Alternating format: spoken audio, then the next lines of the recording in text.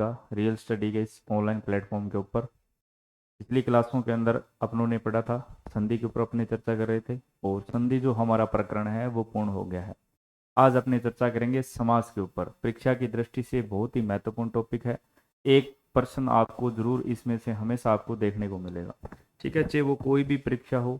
यदि आप रीट की तैयारी कर रहे हो तो रीट के लिए भी महत्वपूर्ण है। अन्य जो भर्ती परीक्षाएं हैं, चाहे पटवारी हो, वीडियो हो, समास में से एक प्रश्न आपको जरूर देखने को मिलता है।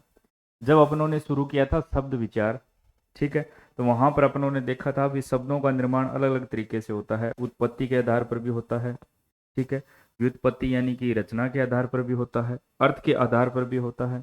इसी प्रकार से ये जो शब्द निर्माण की 4 इकाइयां और हैं, शब्द निर्माण की 4 इकाइयां, ठीक है, और भाषा के अंदर हमेशा मैं आपको बोलता हूं सार्थक शब्दों का महत्व है, ठीक है। तो शब्द निर्माण की मुख्य इकाइयों की अगर अपने बात करें तो एक आती है आपकी संधि, जिसको अपनों ने पढ़ लिया है। आज अपने शुरू कर रहे हैं समास। इसके अलावा उपसर्ग और प्रत्यय, ये क्या होते हैं? ये शब्दांश होते हैं। उपसर्ग और प्रत्यय हैं, ये क्या होते हैं? ये केवल शब्दांश होते हैं जो किसी भी शब्द के या तो पूर्व में जुड़ते हैं या फिर अंत में जुड़कर एक नए शब्द का निर्माण कर देते हैं, उसके अर्थ में परिवर्तन ला देते हैं। इनमें से क्या है? ये 4 मुख्य इकाइयां हैं शब्द निर्माण की, जिसमें से संधि अपनों ने पढ़ लिया है। आज अपने पढ़ेंगे समास, ठीक है। संधि के जब अपने पढ़ रहे थे तब मैंने आपको बताया था संधि के अंदर क्या होता है, हमेशा वर्णों के मेल से विकार उत्पन्न होता है। जब दो शब्द मिलते हैं तो पहले शब्द का अंतिम वर्ण और दूसरे शब्द का पहला जो वर्ण होता है, पूर्व वर्ण होता है, उन दोनों के मिलने से जो विकार उत्पन्न होता है उसे अपने क्या बोलते हैं? संधि। लेकिन समास का अर्थ क्या होता है? सीधे तौर पर अपने देखें, ये संस्कृत के सम प्लस एस धातु से बना है, ठीक है, सम प्लस एस धातु से मिलकर बना हुआ है, जिसका मतलब होता है समाहार या मिलन। यानी सामान्य रूप से अपने देखें तो इसका मतलब क्या है? संक्षिप्त करना। समास का अर्थ क्या होता है? संक्षिप्त करना, भाषा की प्रभावशीलता बढ़ाने के लिए, ठीक है, उसके अंदर थोड़ा सा सौंदर्यकरण लाने के लिए। जैसे मैं एक शब्द में लिखूं, पाठ के लिए शाला, पाठ के लिए शाला, यानी पढ़ने के लिए शाला। इसी प्रकार से विद्यालय, विद्या के लिए आलय, क्या होता है? विद्या के लिए आलय, वह स्थान जहां पर जाकर अपनी क्या है? आलय होता है, एक प्रकार से भवन का पर्यायवाची, घर का पर्यायवाची, वह स्थान जहां पर आप जाकर अपनी क्या है? सीख सकते हैं, विद्या को ग्रहण कर सकते हैं। तो विद्या के लिए आलय। अब यदि मैं इनको और संक्षिप्त करके लिखना चाहूं तो क्या लिख सकता हूं? जैसे पाठ के लिए शाला को मैं लिख सकता हूं पाठशाला, क्या लिख सकता हूं? पाठशाला। विद्या के लिए, आलय के लिए मैं क्या लिख सकता हूं? विद्यालय, ये लीजिए, विद्यालय। अब संधि जो होती है उसका नियम अलग होता है, वो मैं आपको बता चुका हूं। लेकिन समास के अंदर क्या होता है? दो शब्दों का मेल होता है, दो पदों का मिलन होता है, दो शब्दों का मिलन होता है। शब्द और पद एक ही बात है, जब अपने शब्द को वाक्य में प्रयोग में ले लेते हैं तो वो पद कहलाता है। तो समास के अंदर क्या होता है? जैसे संधि के अंदर वर्णों के मेल से विकार उत्पन्न होता है, लेकिन समास के अंदर क्या होता है? संक्षिप्तीकरण होता है। ये जो नया शब्द बना है इसको अपने क्या बोलेंगे भी? इसको अपने क्या बोल सकते हैं? इसको बोल सकते हैं अपने समस्त पद, क्या बोल सकते हैं? समस्त पद। जबकि इसको अपने क्या बोलेंगे? यहां पर मैंने क्या लिखा है? समास विग्रह। विग्रह का मतलब भी क्या होता है? अलग अलग करके लिखना, ठीक है। जैसे संधि विच्छेद, एक जो नया शब्द बनता है जब अपने उसको तोड़ते हैं उसको क्या बोलते हैं? संधि विच्छेद या संधि विग्रह, ठीक है। इसी प्रकार से समास का विलोम भी याद रख लेना। समास का विलोम क्या होता है? व्यास। समास का विलोम क्या होता है? व्यास, ठीक है। तो समास के अंदर क्या होता है? सार्थक शब्दों का मिलन होता है। इसका सामान्य अर्थ की अगर मैं बात करूं तो क्या हो जाएगा भी? सामान्य अर्थ की यदि मैं बात करूं तो केवल और केवल क्या होता है? संक्षिप्त करना। समास के अंदर क्या होता है? संक्षिप्त करना। इसके द्वारा अपने क्या करते हैं? क्या करते हैं? जब दो या दो से अधिक शब्द मिलकर एक नए सार्थक शब्द की रचना करते हैं, जब दो या दो से अधिक शब्द मिलकर एक नए सार्थक, सार्थक तो आएगा ही आएगा, ये ध्यान रख लेना। यानी कि दो या दो से अधिक, दो या दो से अधिक सार्थक। सार्थक का मतलब होता है अर्थ सहित। इस सार्थक का मतलब अर्थ सहित, उसका कुछ ना कुछ क्या होना चाहिए, अर्थ होना चाहिए। जब दो या दो से अधिक सार्थक शब्द मिलकर एक नए शब्द का निर्माण करते हैं उसे अपने क्या बोल देते हैं, समास। सामान्य अगर एक ही आपसे इसका छोटा रूप पूछूं, ठीक है, तो वो क्या हो जाएगा, संक्षिप्तीकरण, यानी कि संक्षिप्त करना ही क्या कहलाता है, समास कहलाता है।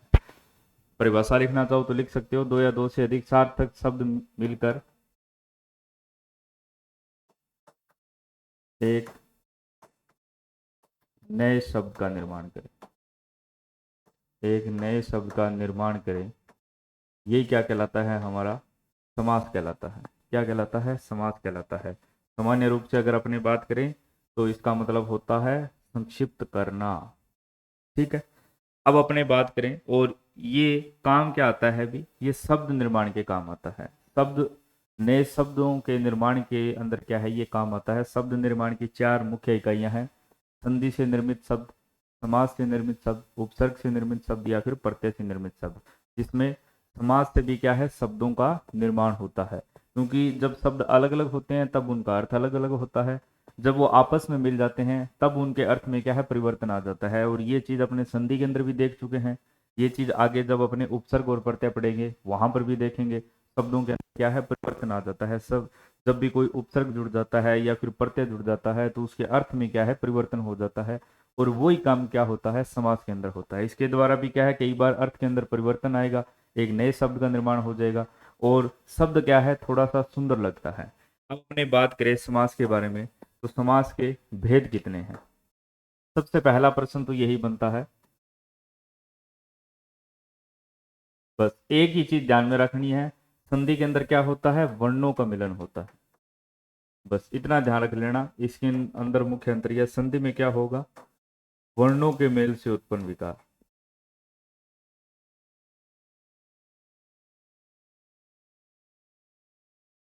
ठीक है, और समास में क्या होता है, शब्दों का मिलन होता है, शब्दों का मिलन होता है। बस यही फर्क है। कई बार पूछ लिया जाता है संधि और समास में अंतर क्या है। संधि के अंदर वर्णों के मेल से विकार उत्पन्न होता है, जबकि समास के अंदर दो शब्द आपस में जुड़कर क्या है, एक नया शब्द बनाते हैं, उसका छोटा रूप हमारे सामने निकल कर आता है, जिसे अपने क्या बोल सकते हैं, संक्षिप्त करना। यदि मैं इसके भेदों की बात करूं, इसके भेद कितने हैं या समास कितने प्रकार के हैं, तो मुख्य तौर पर कितने प्रकार के हैं भी, 6 प्रकार हैं। कौन कौन से हैं भी, चलिए लिख लेते हैं। सबसे पहले अपने पढ़ेंगे अवयवी भाव समास। कौन सा पढ़ेंगे, अवयवी भाव समास। उसके बाद में अपने पढ़ेंगे तत्पुरुष समास। कौन सा, तत्पुरुष समास। उसके बाद में कौन सा पढ़ेंगे, कर्मधारय समास। कर्मधारय समास। फिर अपने पढ़ेंगे द्विगु समास। कौन सा, द्विगु समास। कई बार सीधे प्रकार पूछ लेता है अभी। फिर अपने पढ़ेंगे द्वंद्व समास। कौन सा, द्वंद्व समास।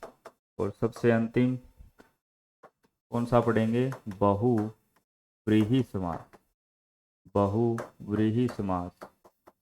अब मैंने, जब अपनों ने क्या है, व्याकरण का पोर्शन शुरू किया था, सबसे पहले मैंने आपको वर्ण विचार के बारे में बताया। ठीक है, यदि आपने नहीं देखा है तो प्ले लिस्ट के अंदर आपको वीडियो मिल जाएगी, पहले वो देख लीजिए।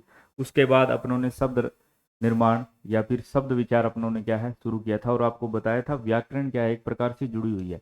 और जब अपनों ने शब्द विचार शुरू किया था तब मैंने आपको बताया था जितने भी योग रूढ़ शब्द हैं, जितने भी योग रूढ़ शब्द हैं, ठीक है, जहां पर किसी विशेष अर्थ के अंदर प्रयोग में ले लिए जाएंगे, वो सभी के सभी उदाहरण किसके अंदर आ जाएंगे, बहुव्रीहि समास के अंदर। सबसे आसान यदि कोई समास है, मुझे बहुव्रीहि समास ही लगता है।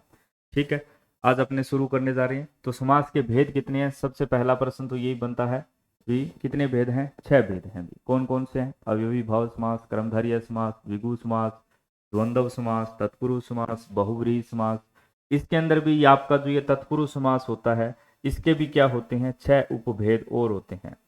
कितने होते हैं, 6 इसके भी क्या है, भेद होते हैं। आगे अपने चर्चा करेंगे।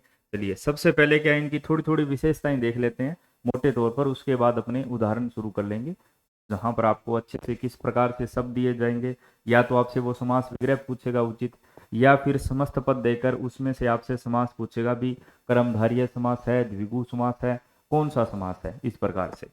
चलिए सबसे पहले अपने क्या देख लेते हैं, इनकी थोड़ी थोड़ी विशेषताएं देख लेते हैं। आजकल विशेषताओं में से क्या है, प्रश्न पूछ लिया जाता है विशेषताएं। यदि मैं इसकी विशेषताओं की बात करूं, क्योंकि काफी बार ये प्रश्न पूछा जाने लगा है, शब्दों को पहचानना आसान होता है। सबसे पहले आपको क्या याद रखना है, अवयवी भाव समास।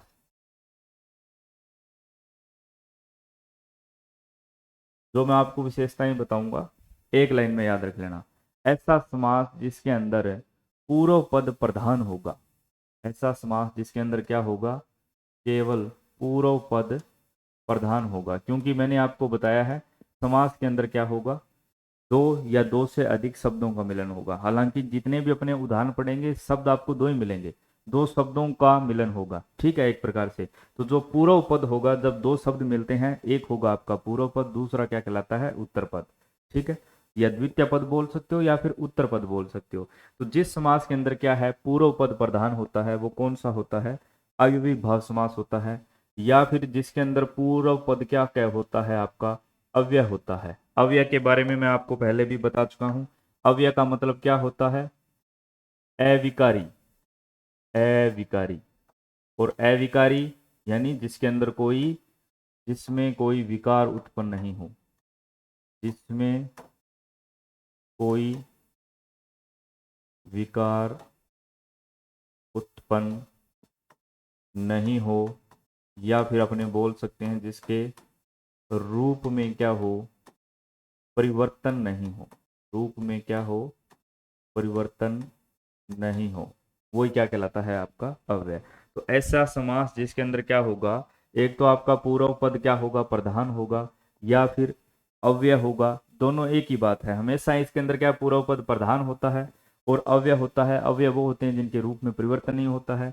इसके अलावा इसकी एक और पहचान की बात करूं, हमेशा आपके अंदर क्या है, इस समास की जितने भी आप उदाहरण देखोगे वहां पर आपको क्या है, उपसर्गों का मिलन दिखाई देगा। यदि आपको किसी भी शब्द के अंदर पहले आ, ए, ऐसे लिख लीजिए, ए, आ, अनु, प्रति, नी, यथा, ठीक है, या फिर यावत आ जाए, यावत, इस प्रकार के यदि शब्द के अंदर पूर्व के अंदर उपसर्ग आपको जुड़े हुए दिखाई दे रहे हैं, तब समझ जाना कौन सा समास होगा, अव्ययी भाव समास होगा, ठीक है। क्योंकि इनका जो पूर्व पद होता है वो अव्यय होता है। आप शब्द को तोड़कर उसके रूप में परिवर्तन करके देख लेना। यदि रूप में परिवर्तन नहीं हो रहा है, यानी कोई भी विकार उत्पन्न नहीं हो रहा है, तो कौन सा समास है, अव्ययी भाव समास है। और उसकी सामान्य पहचान क्या है, किसी भी शब्द के अंदर आपको इस प्रकार से ये उपसर्ग जुड़े हुए दिखाई देंगे, यावत आदि, यथा, प्रति, नी, अनु, आ, इस प्रकार से।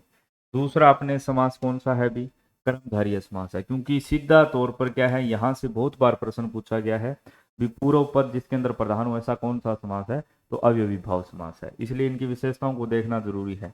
दूसरा अपने बात करें तत्पुरुष समास, कौन सा है, तत्पुरुष समास। इसके भी क्या है, 6 भेद हैं, और साथ में इसके अपने एक प्रकार से 9 भेद पढ़ेंगे। 3 इसके उपभेद और हैं जिनके बारे में भी अपने क्या है, चर्चा करेंगे। अगला है तत्पुरुष समास। ऐसा समास जिसके अंदर क्या है, उत्तर पद प्रधान होगा, उत्तर पद प्रधान होगा। अब देख लीजिए, इस प्रकार से प्रश्न बन सकता है भी, निम्न में से जो तत्पुरुष समास है उसकी विशेषताएं नहीं है, तो वो आपको दे सकता है भी पूर्व पद प्रधान होगा, तो नहीं, भी पूर्व पद केवल और केवल अव्ययी भाव समास के अंदर प्रधान होगा। तत्पुरुष समास के अंदर उत्तर पद क्या है, यानी बाद वाला पद, जिसको अपने द्वितीय पद भी बोल सकते हैं, द्वितीय पद क्या होगा, प्रधान होगा, द्वितीय पद प्रधान होता है इसमें, ठीक है। इसके साथ में आगे बढ़ते हैं भी। अगला हमारा समास कर्मधारय समास। कौन सा समास, कर्मधारय समास।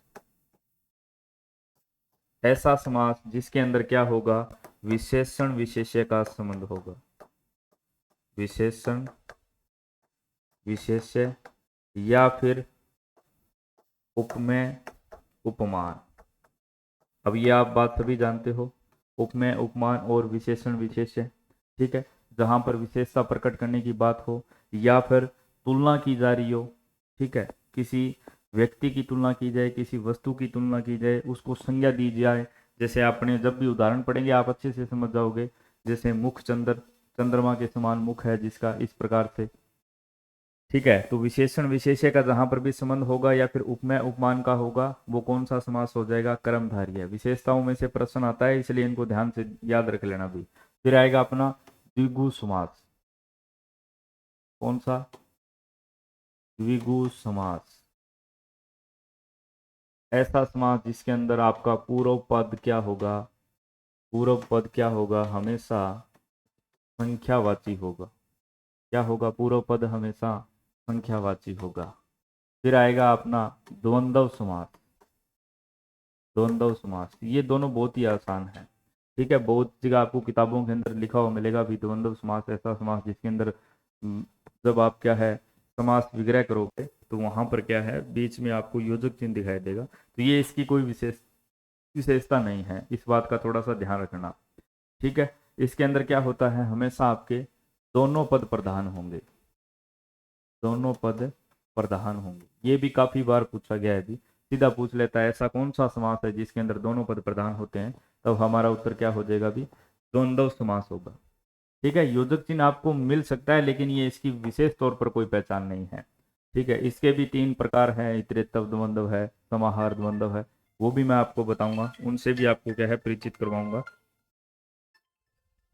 एक मिनट भी, हाँ ठीक,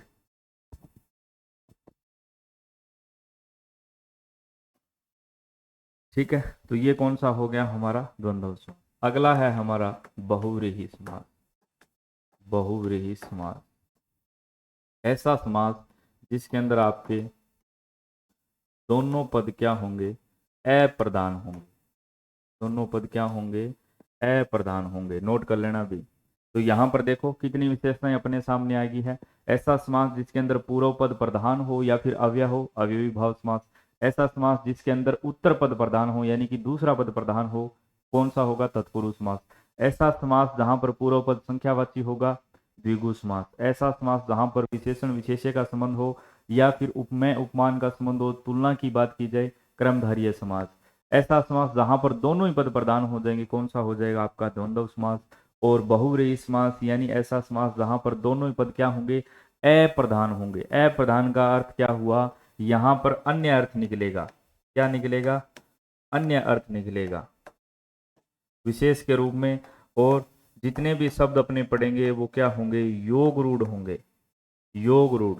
अब योग रूढ़ शब्द मैं आपको बता चुका हूं, दशानन। अब जैसे दशानन, 10 हैं आनंद जिसके, अब आप जैसे ही अपने पढ़ेंगे हमारे दिमाग में क्या आएगा? 10 यानी संख्यावाची पद आ गया, तो द्विगु समास होना चाहिए, नहीं होगा भी, ठीक है। 10 है आनंद जिसके, किसके लिए प्रयोग में लिया जाता है? विशेष के रूप में प्रयोग में लिया जाता है। वहां पर 10 और आनंद दोनों ही पद क्या है? प्रधान नहीं है। वहां पर दशानन किसके लिए प्रयोग हो रहा है? रावण के लिए प्रयोग हो रहा है।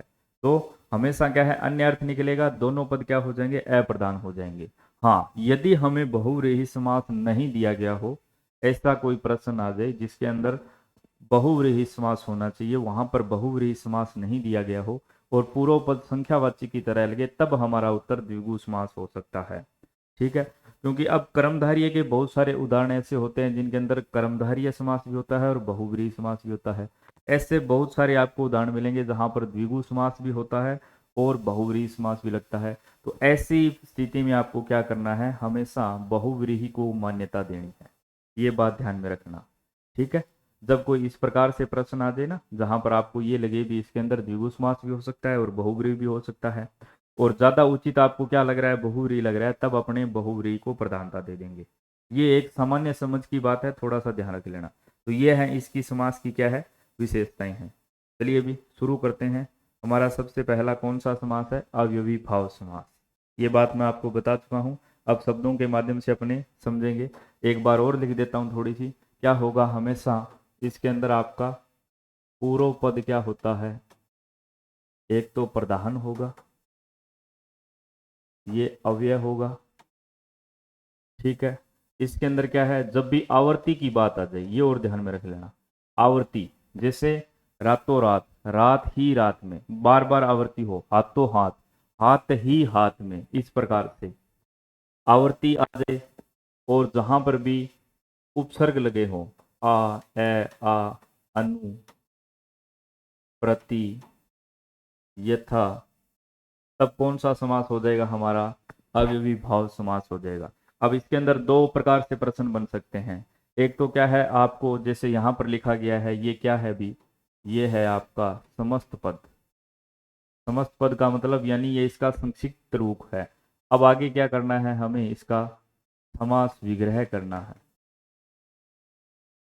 क्या करना है, समास विग्रह करना है। चलिए भी कर देते हैं। जैसे यहां पर लिखा गया है यथामति, क्या हो जाएगा इसका समास विग्रह, यथामति, यानी मति के अनुसार, मति के अनुसार,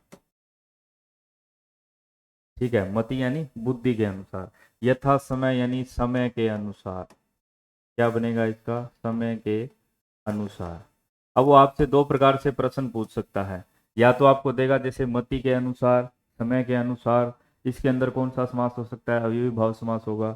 या फिर आपको सीधा यथामति दे या यथा समय देगा, इसके अंदर कौन सा समास है, अव्ययी भाव समास है, क्योंकि यथा के अंदर हमेशा क्या है, इसके रूप में परिवर्तन नहीं होगा, ये अव्यय है, अविकारी है, अविकारी जिसमें कोई विकार उत्पन्न नहीं हो, जिसके रूप में कोई परिवर्तन नहीं हो। तो यथामति, यथा समय, ठीक है। इस प्रकार के जब भी आप शब्द देखो, कौन सा हो जाएगा, अविभाव समास। या फिर वो आपको क्या देगा, समस्त पद देगा यथामति, इसका उचित समास विग्रह आप बताओ, उचित क्या बताओ, समास विग्रह बताओ। या फिर चार आपको शब्द देगा, ठीक है, समस्त पद देगा और उनके समास विग्रह देगा, जहां पर आपसे पूछेगा इनमें से अनुचित कौन सा है। अनुचित का मतलब इनमें से गलत कौन सा है, वो या तो क्या करेगा, एक जो समास विग्रह है वो गलत तरीके से बना कर देगा, तो उसकी हमें पहचान करनी है। ये एग्जामिनर के दिमाग की उपज है, वो किस प्रकार से आपसे प्रश्न पूछना चाहेगा उसके ऊपर निर्भर करेगा। वो केवल पहचान के लिए आपसे समास पूछेगा, या फिर समास का विग्रह पूछेगा, या फिर चारों मिलान वाले देकर अशुद्धि उसमें से पूछेगा, ठीक है। या फिर इसकी विशेषता आपसे पूछेगा, विशेषताओं का भी मिलान वाला प्रश्न आजकल बहुत बार आ रहा है, इसलिए आपको मैंने विशेषताएं बताई, एक एक लाइन में याद रख लेना।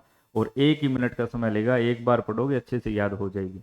कई बार अपने इनके उदाहरण वगैरह इसके अंदर घुसते चले जाते हैं, ये पढ़कर चले जाते हैं, और प्रश्न एकदम आसान से ऊपर से पूछ लिया जाता है, तो ये कौन से समास की विशेषता है, ठीक है। अगला है यथा विधि, क्या होगा इसका भी, विधि के अनुसार, विधि के अनुसार। अगला है जैसे शब्द आ जाता है आजन्म, तो क्या बन जाएगा अब इसका, जन्म से लेकर, आजन्म यानी जन्म से लेकर। अब यहां पर देखिए आ क्या आ रहा है, उपसर्ग है, निडर यानी बिना डर के, बिना डर के। अब ये जो बिना शब्द है ये अव्यय शब्द है, ठीक है, ये बिना ही रहेगा, बिनो, बिनी, इस प्रकार से इसमें कोई परिवर्तन नहीं होगा, इसलिए। अगला है रातों रात, तो क्या बन जाएगा अभी, रात ही रात में, क्या बनेगा, रात ही रात में। इसी प्रकार से अन्य भी शब्द आ सकता है, हाथों हाथ, हाथ ही हाथ में, यानी क्या हो रही है, आवर्ती हो रही है, ये भी मैंने आपको बताया, इसका भी ध्यान रखना, ठीक है। इसी प्रकार से जैसे शब्द आता है यथा बुद्धि, बुद्धि के अनुसार, क्या बनेगा भी, बुद्धि के अनुसार। यथाशक्ति, शक्ति के अनुसार, यानी जितनी शक्ति है उसके अनुसार, शक्ति के अनुसार। शब्द आता है सार्थक, ये भी आपको मैंने बताया है, भाषा जब भी अपने व्याकरण पढ़ेंगे वहां पर आपको बार बार क्या, ये सार्थक शब्द दिखाई देगा। जब अपनों ने वर्ण विचार पढ़ा था तब भी ये आया था कि सार्थक वर्णों का मिलन होगा, ठीक है। शब्दों के अंदर भी क्या होता है, शब्द की जब अपने परिभाषा पढ़ी थी भी, सार्थक वर्णों के मेल से जो शब्द बनता है हमेशा, ठीक है, उनका क्या है, कुछ ना कुछ अर्थ होना चाहिए। तो ये सार्थक का मतलब क्या हुआ, अर्थ सहित, क्या होता है, अर्थ सहित। इसी प्रकार से प्रतिनियुक्ति, क्या हो रही है, प्रतिनियुक्ति, आवर्ती हो रही है, यानी नियुक्ति के बदले नियुक्ति, नियुक्ति के बदले नियुक्ति। ये सबसे आसान होते हैं। जब भी आपको ये ऐसे शब्द मिल जाएंगे ना, प्रतिक्षण यानी प्रत्येक क्षण, प्रत्येक क्षण, या फिर हर क्षण, या फिर इनको आप इस प्रकार से भी लिख सकते हो, क्षण क्षण, इसके बीच में योजक चिन्ह लगाकर इस प्रकार से भी लिख सकते हो। जैसे प्रतिदिन क्या बना सकते हैं, प्रत्येक दिन, प्रत्येक दिन, हर दिन। अब ये हर शब्द है, अब अव्यय शब्द है, ठीक है। या फिर दिन दिन, इस प्रकार से भी आप इसका क्या है, समास विग्रह आप बना सकते हैं, ठीक है। इसी प्रकार से प्रतिपल्लादे, प्रत्येक पल, पल पल, हर पल, तो ये कौन सा समास हो गया, हमारा अवयवी भाव समास हो गया, ठीक है। कोई मुश्किल नहीं है, एक बार अच्छे से पढ़ते ही समझ में आ जाएगा। दूसरा है हमारा तत्पुरुष समास। सबसे पहले तो क्या ध्यान में रखना है आपको, ऐसा समास है तत्पुरुष समास जहां पर क्या होगा, हमेशा बात ध्यान में रखनी है, एक तो उत्तर पद क्या होगा आपका, प्रधान होगा, ये तो इसकी होगी विशेषता। इसके बाद मैं बात करूं, जैसे समास के मैंने आपको बताए हैं कितने भेद हैं, तो इसके भी 6 भेद मान सकते हो आप, ठीक है। इसके अंदर केवल जितने भी अपने कारक जब भी पढ़ते हैं, आप सभी जानते हो, कारक के अंदर मुख्य अपने कारक की बात करें तो वो 6 ही माने जाते हैं, लेकिन अपने कारक और कारक विभक्तियों की जब बात करते हैं 8 प्रकार के कारक पढ़ते हैं। तो यहां पर भी आपको क्या ध्यान में रखना है, कर्ता व संबोधन, कर्ता व संबोधन कारक को छोड़कर, छोड़कर अन्य सभी, अन्य सभी कारक विभक्तियां, अन्य सभी कारक विभक्तियों का प्रयोग कौन से समास में होगा, हो जाएगा भी, तत्पुरुष समास के अंदर हो जाएगा, ठीक है। अब आपसे प्रश्न किस प्रकार से पूछेगा, जैसे मैंने आपको बता दी इसकी कितने भेद हैं, 6 भेद हैं, अलग अलग विभक्तियां हैं, आप सभी जानते हो। जैसे कर्ता की विभक्ति ने विभक्ति होती है, कर्म की विभक्ति कौन सी होती है, को विभक्ति, ठीक है। इसी प्रकार से करण की मैं बात करूं, से विभक्ति या फिर के द्वारा। बस एक बात ध्यान में रखनी है, यहां पर जो से विभक्ति है ये किसका काम करेगी, ये माध्यम, माध्यम का काम करती है एक प्रकार से, ठीक है। चलिए, जैसे सबसे पहले अपनों ने देखा है विदेश गमन, ये आपको क्या दिया गया है, समस्त पद दिया गया है, हमें क्या करना है, इसका समास विग्रह करना है। क्या बनेगा भी, विदेश को गमन, यानी विदेश को जाने वाला, विदेश को गमन, गमन का मतलब क्या होता है, चलना, जानना। मनोहर, मन को हरने वाला, क्या हो जाएगा भी, मन को हरने वाला, मनोहर।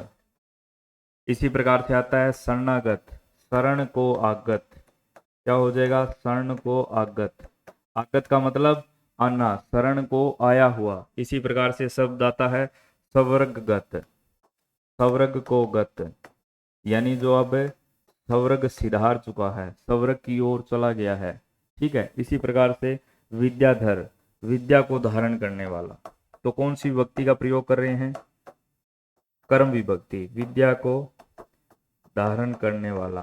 तो इस प्रकार से आपको क्या है, ये इस प्रकार से शब्द दे दिया जाएगा। जिससे मनोहर है तो मनोहर का क्या पूछा जाएगा, या तो आपसे पूछेगा इसका उचित समास विग्रह बताइए, ठीक है, समस्त पद देकर उचित समास विग्रह बताइए, या फिर इसके अंदर कौन सा समास है, तो आपका उत्तर क्या होगा, तत्पुरुष समास है। यदि आपसे तत्पुरुष समास के भेद दे दे, तत्पुरुष समास में से भी कौन सा है, कर्म तत्पुरुष है, कर्ण तत्पुरुष है, तब आपका उत्तर क्या हो जाएगा भी, कर्म तत्पुरुष हो जाएगा, ठीक है। इसी प्रकार से करण के अंदर अपनी कौन सी विभक्तियों का प्रयोग करते हैं, केवल ध्यान रखना है, कर्ता व संबोधन विभक्तियों को छोड़कर अन्य जितने भी कारक है उन सभी विभक्तियों का प्रयोग अपने किस में लेते हैं, तत्पुरुष समास के अंदर लेते हैं। और मुख्य कितनी है, मैंने आपको बताया है 6 विभक्तियां हैं, वो यहाँ पर प्रयोग में ली जाती हैं। इसके अलावा अन्य 3 उपभेद हैं, उनके ऊपर भी अपनी चर्चा करेंगे। चलिए, अगला है जैसे धर्म युक्त, तो क्या बनेगा भी, धर्म से युक्त, ठीक है, धर्म से युक्त। जैसे शब्द आता है रोग पीड़ित, रोग से पीड़ित, क्या बन जाएगा, रोग से पीड़ित। जैसे शब्द आ जाए रोगग्रस्त, रोग से ग्रसित, यानी अब अभी भी उस व्यक्ति को क्या है, वो रोग से ग्रसित ग्रसित है, बीमार है, उससे अलग नहीं है, क्योंकि से विभक्ति का प्रयोग अपने अपादान के अंदर भी करेंगे। इसलिए मैं आपको बता रहा हूं यहां पर से या फिर के द्वारा, इसका मतलब होता है हस्तलिखित। तो क्या बन जाएगा, हस्त से लिखित, हस्त से लिखित। अब ये बताना क्यों जरूरी है, क्योंकि आपसे क्या है वो समास विग्रह भी पूछ सकता है, उचित समास विग्रह। हालांकि ये आसान होता है, एक बार पढ़ने में ही क्या है समझ में आ जाता है। इसलिए एग्जामिनर जब भी प्रश्न बनाता है तो वो क्या है, इस प्रकार से ज्यादातर जो प्रश्न आते हैं वो शब्द बनाकर उसमें समास पूछता है केवल। ये अवयवी भाव है, कर्मधार्य है, बहुव्रीहि है, द्विगु है, इस प्रकार से। ठीक है, ईश्वर प्रदत्त क्या बन जाएगा अभी, ईश्वर के द्वारा प्रदत्त, यानी इसको ईश्वर के द्वारा जो भी हमें मिला हुआ है। ठीक है, तुलसीकृत, तुलसी के द्वारा कृत, तुलसी के द्वारा कृत, कृत यानी उनके द्वारा जो भी कोई काम किया गया है या कोई रचना लिखी गई है उनके द्वारा। ठीक है, चलिए आगे बढ़ते हैं। इसी प्रकार से जैसे संप्रदान, इसकी विभक्ति क्या हो जाएगी, आपसे विभक्ति में से सीधा प्रश्न पूछ सकता है। संप्रदान तत्पुरुष की विभक्ति क्या हो जाएगी भी, क्या हो जाएगी बताइए, के लिए। क्या याद रखना है आपको, के लिए, ये लीजिए। इस कारक विभक्ति का जहां पर भी समास विग्रह में प्रयोग किया गया है, समझ जाना कौन सा समास है, तत्पुरुष समास है। यहां पर क्या दिया गया है हमें, समस्त पद, समस्त पद। समस्त पद का मतलब क्या हुआ, जब अपनों ने क्या है समास विग्रह हमें दिया गया था उसको अपनों ने संक्षिप्त कर दिया है। ठीक है, शब्दों का मिलन करके लिख दिया है। कारक विभक्तियों का बीच में से हमें क्या करना होता है, लोप करना होता है। चलिए यहां पर क्या है, समास विग्रह। ठीक है, चलिए क्या है शब्द, समाचार पत्र, मतलब समाचार के लिए पत्र। क्या हो जाएगा अभी, समाचार के लिए पत्र। हमारे तक क्या है, कोई न्यूज जो भी है पहुंच सके, हम तक जो भी समाचार है वो पहुंच जाए, उसके लिए तो समाचार के लिए जो पत्र आता है उसे बोलते हैं।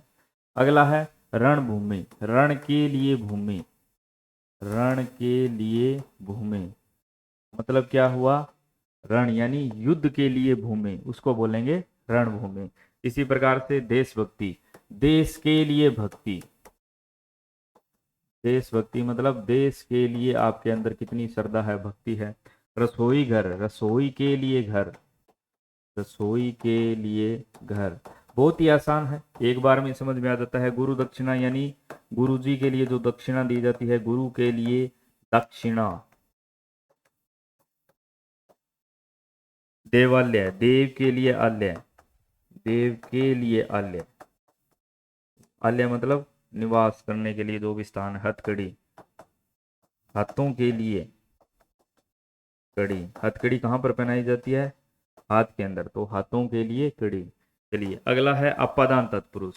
यहां पर भी कौन सी कारक विभक्ति का अपने प्रयोग करते हैं, से, लेकिन यहां पर हमेशा क्या होगा, अलग होने का भाव होगा। बस ये बात ध्यान में रखनी है, अलग होने का क्या होगा, भाव होगा। जैसे गुण रहित का मतलब गुणों से रहित, गुणों से रहित या गुण से रहित लिख लो, सीधा ही लिख लो, गुण से रहित, जिसके अंदर कोई गुण नहीं है। ठीक है, सेवानिवृत्त यानी सेवा से निवृत्त। अब वो क्या है, कोई भी सेवा हो, कि वो अध्यापन के क्षेत्र में हो, चिकित्सा के क्षेत्र में हो, वो क्या है, सेवानिवृत्त हो चुका है।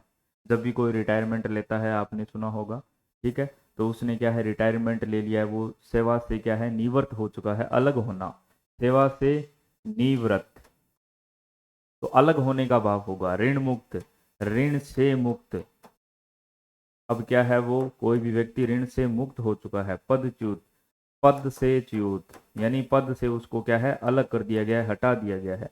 देश निकाला, देश से निकाला, जब भी आप अन्य कोई विषय पढ़ते हो, जैसे राजस्थान जीके वगैरह पढ़ते हो, वहां पर देखा होगा, जब अभी अपने इतिहास पढ़ते हैं तो पुराने समय में राजा महाराजा क्या है, जो देशद्रोही कोई कार्य करता था उससे अपने राज्य से बाहर निकाल देते थे, तो उसी को क्या बोलते थे, उसको देश निकाला दिया गया है, यानी देश से निकालने के लिए उसको बोला गया है, अलग कर दिया गया है।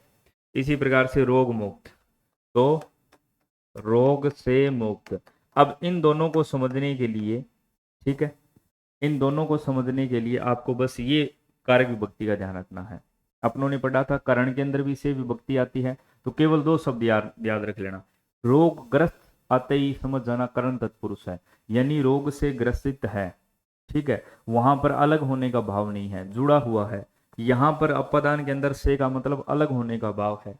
रोग मुक्त, रोग से मुक्त, यानी रोग से मुक्त हो चुका है, अब उसको कोई रोग नहीं है, वह स्वस्थ हो चुका है, अलग कर दिया गया है उससे, ठीक है। नेत्रहीन, यानी नेत्रों से हीन, नेत्रों से क्या है, हीन, अलग होने का भाव हो, ठीक है भी, इस प्रकार से। तो ये भी किसके अंदर आते हैं भी, तत्पुरुष समास। तो हमने तत्पुरुष समास के जो 6 उपभेद हैं उसमें से 4 को देख लिया है। अगला है समन तत्पुरुष समास, जहां पर भी आपको का, के, की, रा, रे, री या ने भी आती है, इस प्रकार से कार्य विभक्तियां दिखाई दे जाए समास विग्रह के अंदर, तो समझ जाना कौन सा हो जाएगा भी, तत्पुरुष समन तत्पुरुष समास है। जैसे शब्द आता है राष्ट्रपति, यानी राष्ट्र का पति, राष्ट्र का पति। आप सभी जानते हो हमारी जो भारतीय सेना या सभी सेनाओं का सर्वोच्च कमांडर कौन होता है, राष्ट्रपति। पूरे राष्ट्र का क्या है, पति है, पति का मतलब स्वामी है, लखपति, लाखों का पति, जिसने लाखों कमा रखे हैं, लाखों का क्या है, स्वामी है। गंगा तट, गंगा का तट, बहुत ही आसान है, गंगा का तट यानी कि किनारा। राजस्थान, राजाओं का स्थान, राजाओं का स्थान। आप सभी जानते हो हमारे राजस्थान के अंदर क्या है, अलग अलग रियासतें थी, मेवाड़, ढूंढाड़, ठीक है, मारवाड़। तो वहां पर क्या है, अलग अलग रियासतों के अंदर अलग अलग राजा महाराजा हुआ करते थे, इसलिए क्या बोला जाता है, राजाओं का स्थान है ये। भारतवासी, भारत का वासी, भारत का वासी। अब देखिए कितना आसान है। तो यहाँ पर क्या है, ये जो समास विग्रह है ये थोड़ा सा आसान हो जाता है, हालांकि कई बार अपने से गलतियां हो जाती है, वो बात अलग है, लेकिन समास विग्रह आसान होता है। समस्त पद देकर उसमें से क्या है, आपसे ऐसे ही पूछा जाएगा भी समास कौन सा है ज्यादातर, लेकिन अपने को जब आप पढ़ो तो ध्यान रख लेना थोड़ा सा। अगला है जगन्नाथ, ये अपनों ने संधि के अंदर भी पढ़ा था, क्या बनेगा भी इसका, जगत का नाथ, जगत का नाथ, यानी जगत यानी कि संसार। नीचे क्या लगाया मैंने, हलंत, इसके अंदर व्यंजन संधि भी है, ये बात मैं आपको संधि के अंदर बता चुका हूं, इसीलिए बता रहा हूं। वहां पर क्या हो रहा था, वर्णों के मेल से उत्पन्न विकार, वहां पर जब जगत प्लस नाथ को मिलाया तब इनके मध्य क्या है, विकार उत्पन्न हुआ। लेकिन यहाँ पर अपने क्या करें, बीच के अंदर कारक विभक्ति का प्रयोग कर रहे हैं, किसका प्रयोग कर रहे हैं, कारक विभक्ति का प्रयोग कर रहे हैं। यहाँ पर वर्णों का मिलन नहीं हो रहा है, केवल शब्दों को मिला रहे हैं, उनको संक्षिप्त कर रहे हैं। इसी प्रकार से राजदूत, यानी राजा का दूत, पुराने समय में हुआ करते थे ये, ठीक है, जो संदेश पहुंचाने का कार्य करते थे। लोकतंत्र, यानी कि लोगों का तंत्र, हमारे देश में भी क्या है, लोकतंत्र है, जनता स्वयं अपना जो जनप्रतिनिधि है उसका चुनाव करती है, लोगों का तंत्र है एक प्रकार से शासन, ठीक है। अगला देखिए अधिकरण तत्पुरुष, जहां पर भी में और पर कारक विभक्तियां आ जाए, में और पर, समझ जाना कौन सा समास है, कौन सा समास हो जाएगा भी, अधिकरण तत्पुरुष समास। जैसे कवि श्रेष्ठ का मतलब क्या हुआ, कवियों में श्रेष्ठ, यानी जो सभी कवियों में क्या है, श्रेष्ठ है, सबसे अच्छा है। श्रेष्ठ का मतलब ही क्या होता है, जो सबसे अच्छा है। प्रेम मगन, यानी प्रेम में मगन, क्या हो जाएगा, प्रेम में मगन। इसी प्रकार से नगर निवास, जो नगर में निवास, किसी भी नगर में निवास करने वाला, नगर में निवास। नीति निपुण, नीति यानी कोई भी नीति कार्य योजना बनाने में जो निपुण हो, निपुण का मतलब एकदम कुशल हो, नीति में निपुण, निपुण का मतलब क्या होता है, जो एकदम कुशल हो, नीति यानी कोई भी योजना। तीर्थाटन, तीर्थ में अंटन, तीर्थ में अटन, अटन का मतलब होता है चारों तरफ घूमना, जैसे शब्द आता है देशाटन, देश के अंदर अलग अलग जगह क्या है, घूमना, विचरण करना। इसी प्रकार से तो अटन का यहाँ पर तीर्थाटन, जो अलग अलग तीर्थों का क्या है, तीर्थों के अंदर जाता है, तीर्थाटन। लोकप्रिय, लोक में प्रिय, यानी लोक में, पूरे लोक के अंदर क्या है, प्रिय है। आत्मनिर्भर, आत्म पर निर्भर, यानी जो अपने आप पर क्या है, एकदम निर्भर है, अपने आप पर क्या है, पूरा उसको क्या है, भरोसा है। इसी सब प्रकार शब्द आता है घुड़सवार, घोड़े पर सवार, क्या बनेगा अभी, घोड़े पर सवार। कौन सा समास, कौन सा समास हो जाएगा अभी, अधिकरण तत्पुरुष समास। ठीक है, तो आज की क्लास में अपनों ने पढ़ लिया है अवयवी भाव समास, तत्पुरुष समास। तत्पुरुष समास के ये जो मुख्य 6 भेद थे वो मैंने आपको बता दिए हैं। बाकी जो बच गए हैं वो अब मैं आपको बताऊंगा अगली क्लास के अंदर। मिलते हैं नेक्स्ट क्लास के अंदर। जय हिंद, जय भारत, धन्यवाद।